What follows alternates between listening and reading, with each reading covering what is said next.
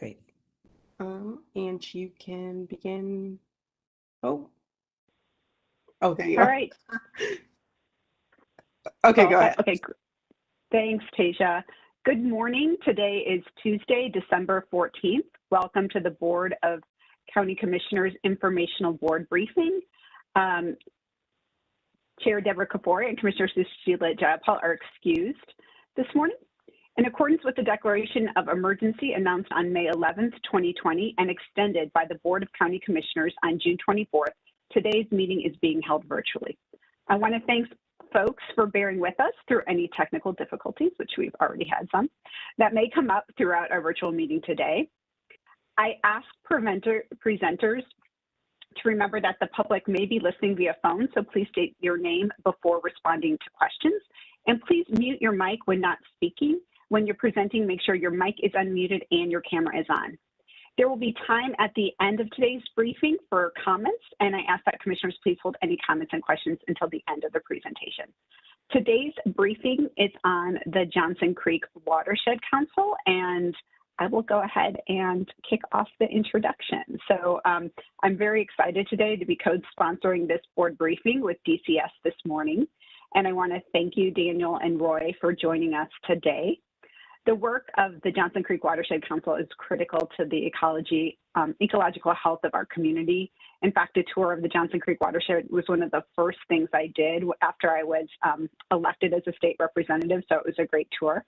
The Johnson Creek cuts across southern Multnomah County into Clackamas County, and much of the important work in maintaining the watershed takes place in the upper parts of the creek in our county.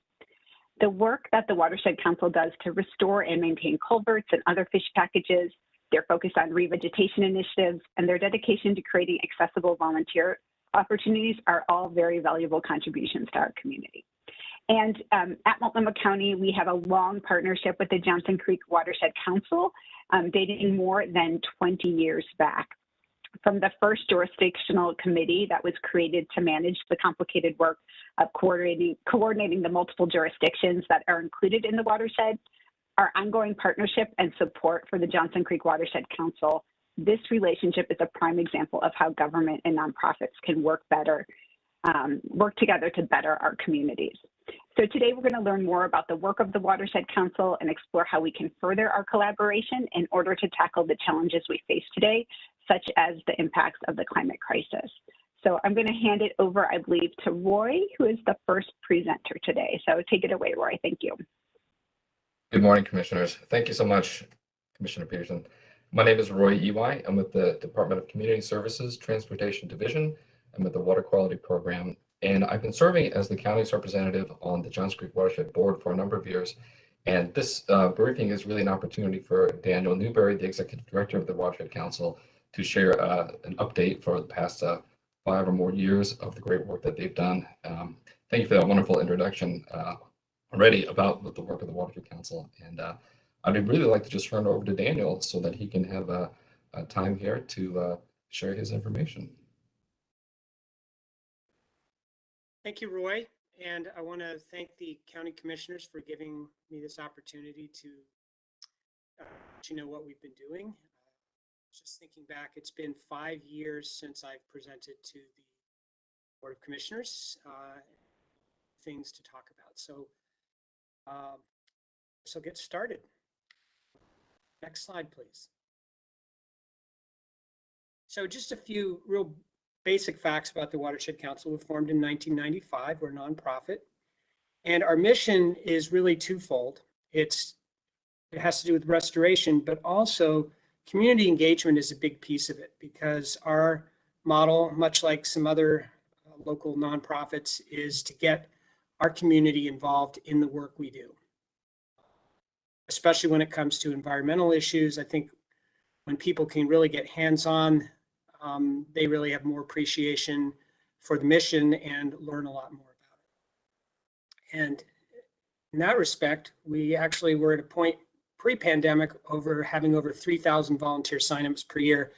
But as you can see, it's been a little more difficult to get volunteers, and since COVID, and a lot of that has to do with some shutdowns from different cities, and COVID restrictions coming from the state level, which are all really important, and we fully support it. But our numbers are climbing again, so we're looking forward to getting back up to getting those folks involved again. We have a staff of 7 and a board of 15, of which Roy is one of them. Next slide, please. So just to show you a little map of the watershed is highlighted here in pink. Over on the left-hand side of the screen, it comes into the Willamette River in Milwaukee. And then over on the right-hand side of the screen, the headwaters are up near the community of Cottrell in Multnomah County, right at the ridge that separates Johnson Creek from the Sandy River. Next slide, please. So I wanted to start off by talking about fish passage, because this is one of the big things we've worked on a lot in the last 5 years. In 2013 and 2014, we did a survey where we actually got out there and took measurements of 274 culverts. And we found that 75% of them presented some level of a barrier to salmon fish passage, which is pretty huge. I mean, not all of these are complete barriers, but the thing about fish passage is that every time a spawning salmon has to negotiate a barrier and has to like jump 3 or 4 times before they can get over it, that's using up some of their energy, and they tend to not eat once they start their spawning run. So the more barriers you have, even if they're not 100% barriers, is a real problem. So in the past 5 years, we've improved passage at 9 barriers. But one of the things, as you can see, with 274 culverts, a lot of which are barriers, there's just really not enough money to address problems. I think the county knows from some of the flooding that's gone on in the last few years and some of the big projects that the county has done that culvert replacements can be really, really expensive. So what we did is we went through a prioritization where we looked at cost benefit, and we also looked at climate change resiliency.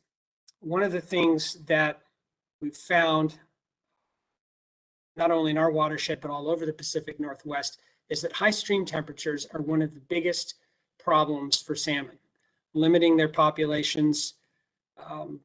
You know, every once in a while you read about, you know, like a huge climate issue, whether it be the heat dome that we had this summer or some others in the past, where there'll be big fish kills. And a lot of that can be traced to high stream temperatures. So the cost benefit we looked at the cost of different barrier replacements or retrofits, and other factors like how much habitat would it open up. But on top of that, we also look at climate change resiliency. One of the things that's interesting about Johnson Creek is that certain parts of it are spring fed. And so those represent locations where you have natural cold water. And so we try to, as we open up passage through addressing these barriers, to do it at locations where fish are going to have access to colder water. And this will, you know, provide the fish with somewhat of a buffer for climate change. Next slide, please. So just as an example, here is a map of one of the tributaries in Multnomah County, the North Fork of Johnson Creek. And as you can see there, each of those colored dots represent a fish passage barrier. Some of them, like the red ones, were complete barriers to fish passage. And some of them were partial barriers, but not full barriers. This is a tributary that starts the Springwater Trail. And part of our strategy, what we did was in 2015, we started to build a coalition, which included Multnomah County and quite a number of other organizations like the East Multnomah Soil and Water Conservation District, to try to work on freeing up this entire tributary. And I want to show you a little bit of the work that's gone there, because I'm happy to announce that as of this September, we finished the 7th and final barrier of the 7th that we've been working on for the past 6 years, 7 years. Next slide, please. So I wanted to show you this particular culvert.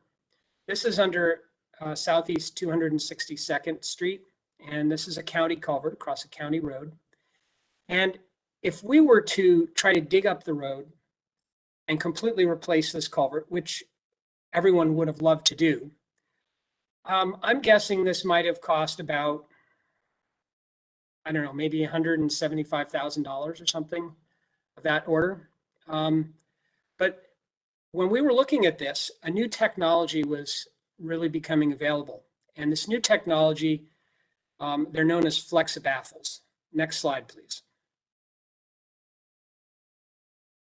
On the left of this photo, you see Roy holding up one of these flexibaffles. They're pretty low tech. And what you do is you screw into the bottom of the culvert these baffles every, I don't know, 15, 20 feet, depends on the specifics of the culvert. And what it does is at high flow, it slows the water down, and at low flow, it allows little pools to back up in the culvert, because some of the biggest problems for fish with culverts have to do with not being able to travel through the culvert at high water because the velocity is too high. And then at low flow, there's not enough water sometimes for the fish to swim through. And so this helps with both of those situations. And I will say here, if you allow me to kind of toot my own horn, or our horn, Roy and I worked on this quite a bit, was that this was the first installation in the Western United States of this particular technology. So we've really been, we've had the opportunity to test it out. And now this was 3 years ago. These baffles are still working. It's pretty exciting. So next slide, please.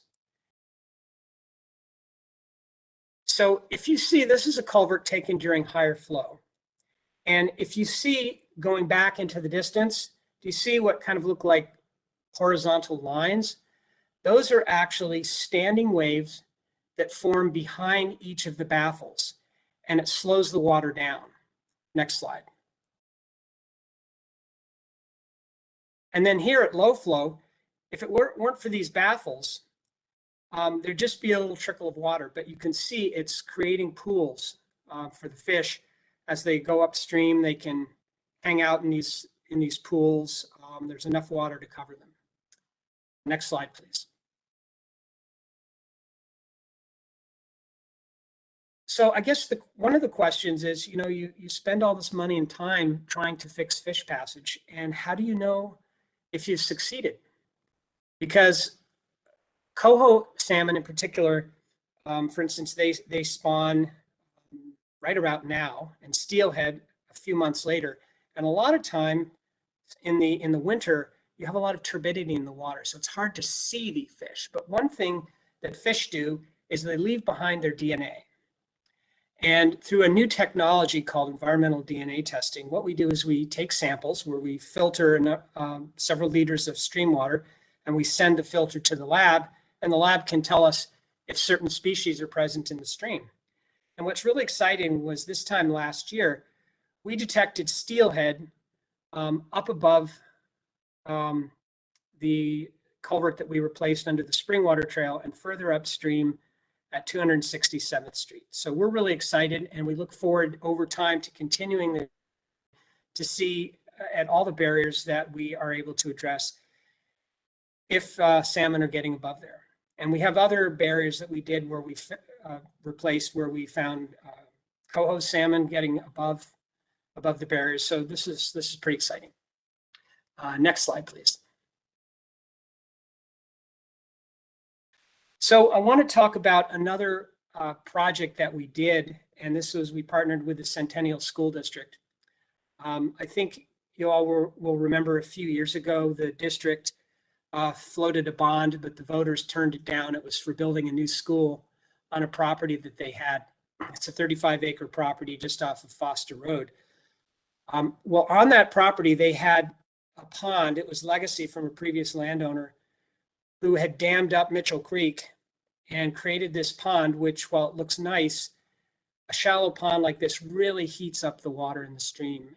And at one point, a few years ago, we measured temperature above and below the pond and found an increase of 14 degrees Celsius. So that's closer to 20 degrees Fahrenheit, right? So that was pretty bad. So it heated up the water and it blocked fish passage because they had two culverts, one at each end. And so we removed both of these culverts, and just want to show you a few pictures to show how resilient nature can be if you take off the constraints that humans have put on it. So the next slide, please.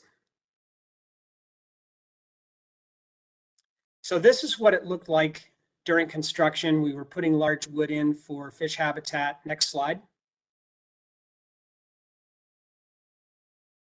A few months later, you can see the vegetation starting to come in. Next slide. And then we have this picture taken a year later, and you could see how the cattail swamp is really forming. Next slide. And this is how it looked like a few months after that. So this is, the temperature is still a little bit high, but that's because it's going to take a few years for trees and shrubs to provide more shade. But it's definitely a great example, I think, of how you just take off those constraints and nature will heal itself. So next slide, please. So Kelly Creek, Mitchell Creek flows into Kelly Creek, and these are other cold water tributaries where we're also trying to address all the barriers that are blocking fish passage to get up into the headwaters, which is a piece of about 400 acres that Metro owns. And you can see on the left, this is what this 5.5 foot tall dam looked like before we took it out. And this was last summer, 2020. And on the right, after the dam was gone, you can see that in the left, there's another one of these pools that's backed up by the dam that was also heating up the water temperature. Next slide, please. So another thing we do is tree planting, mostly along Johnson Creek and some of its tributaries. Each of these are, these dots show locations where we've planted since 2015. We typically do about 20,000 trees and shrubs we plant every year across the watershed. And we did a study in 2012 where we tried to prioritize different tax lots according to how much shade they have and how much shade we felt we had the potential of providing. Next slide, please. So I want to talk briefly about a really exciting partnership that has been going now for 3 years. One of the things I think all of us are really aware of is that, when it comes to green spaces and this environmental groups in general, we haven't done the greatest job of including everybody. A lot of people have not been included for one reason or another, and we recognize that Johnson Creek watershed is one of the most ethnically and racially diverse in the state of Oregon. And so several years ago, probably about 5-6 years ago, we recognized that just the people who were showing up at our events did not represent the demographics of our community. And so this is a project that started 3 years ago at Leach Botanical Garden in Portland. And we reached out to some of the BIPOC-led partners that we work with. And we said, this particular location could be a great opportunity for learning, for restoration. Let's talk about how we can work together to make this happen. So a really important part of this is that I think that nobody really started off with a plan and asked people to join. We all got together and worked it out together. And to this day, we all make decisions, all 5 of our organizations, we make the decisions together. And one of the things we found from talking is that together was that a lot of different groups had different objectives for what they would like to get out of a restoration partnership. So for instance, Wisdom of the Elders, they have a crew that does this kind of work, and that's how they make their living. And so all of us contracted to that organization to do some of the blackberry removal. we found that the Blueprint Foundation were looking for STEM opportunities for their youth, whether it be monitoring or community science work. And it was similar with the African Youth and Community Organization. So it's pretty exciting.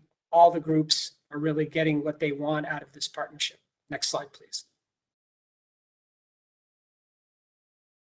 We have a new project that we're working on now. It's located approximately at Southeast 92nd and Flavel.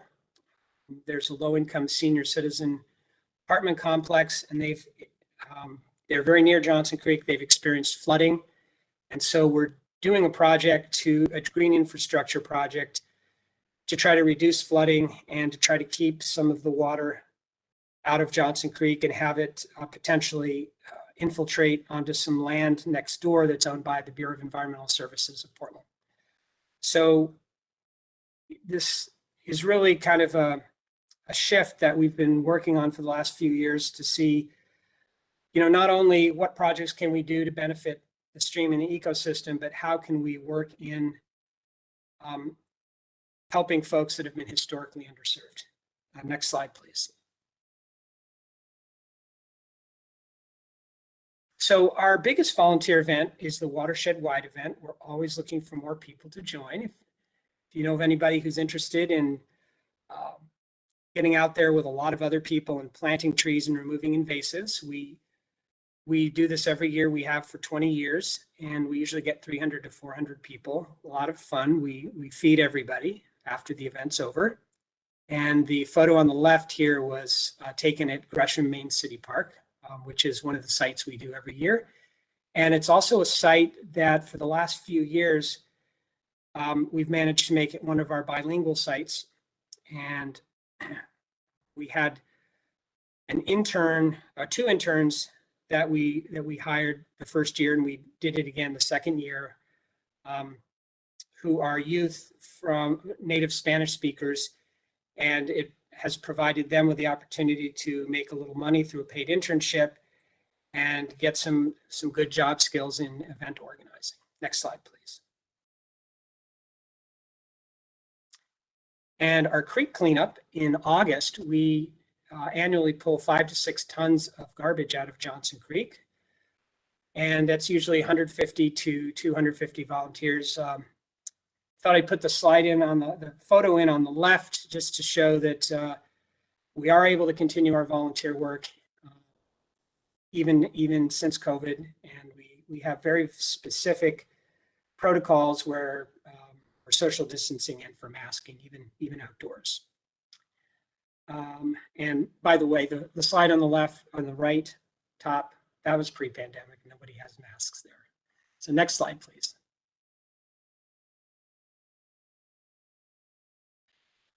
One of the big volunteer opportunities that we have for folks is community science. And community science is really people who are lay people in certain scientific fields collecting environmental data that's able to be used by agencies to help in restoration and in land management.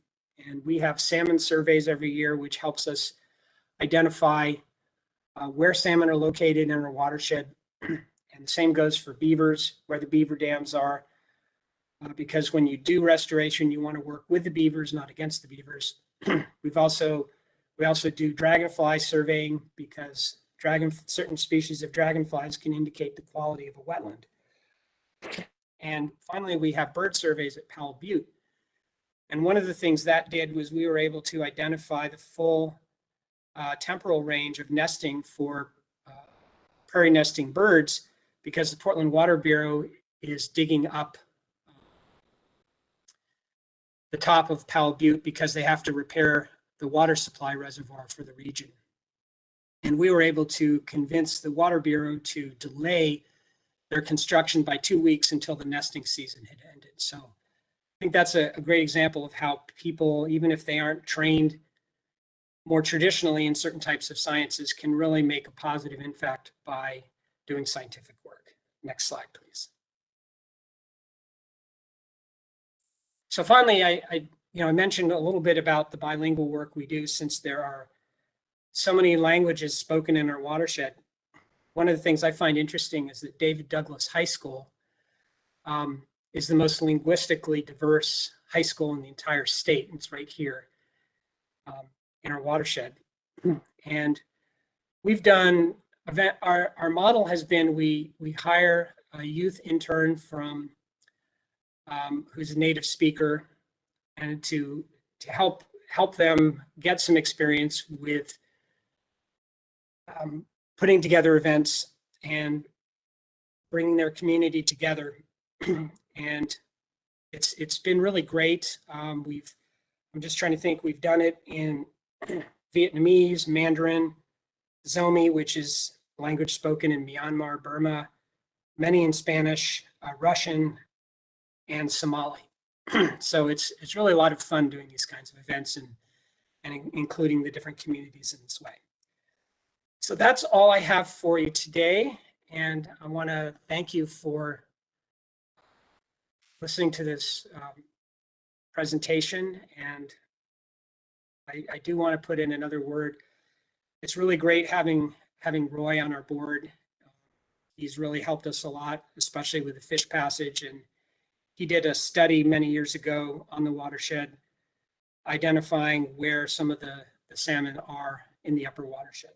So thank you, Roy, and thank you, commissioners. Thank you so much, both of you, for this really great presentation. It's been so interesting, and I'm sure we have questions and comments. So I'll go ahead and start with Commissioner Stegman. Thank you, Vice Chair. This was amazing. I've had the opportunity to see Roy's amazing work and the Johnson Creek Watershed's work a lot out here in East County, and specifically around the 262nd culvert. And remember seeing that expansion and I think Roy came to me and said, like, there's fish passing through, and that was just so amazing and incredible.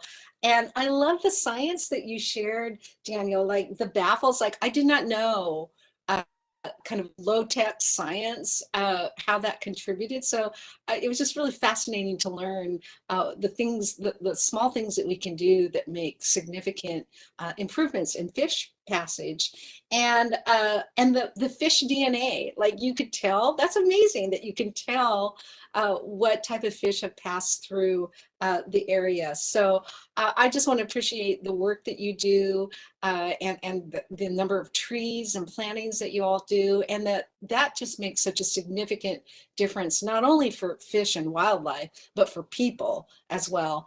So anyway, I didn't really have any questions, but I really appreciate the opportunity to learn more about this incredible work that you do. So thank you so much for sharing. Thank you, Commissioner.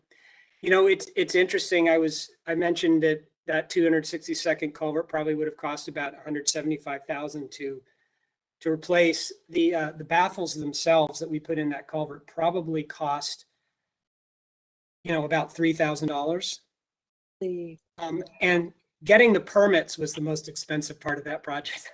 Did you have to go through the county to get those permits? Well, the county, ODFW, Army, no, not Army Corps for that project, but definitely the county and ODFW. Wow. And so on top of everything else, you're using taxpayer money wisely. So well done. Thank you. Great, thank you. Commissioner Myron.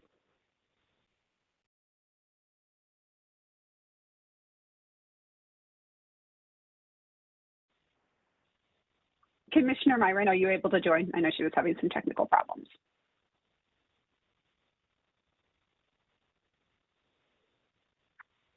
Okay, well, it doesn't seem like she's able to be on right now. So I just want to say, what a great presentation. Thank you so much for coming back. It has been 5 years, so it was definitely time for this.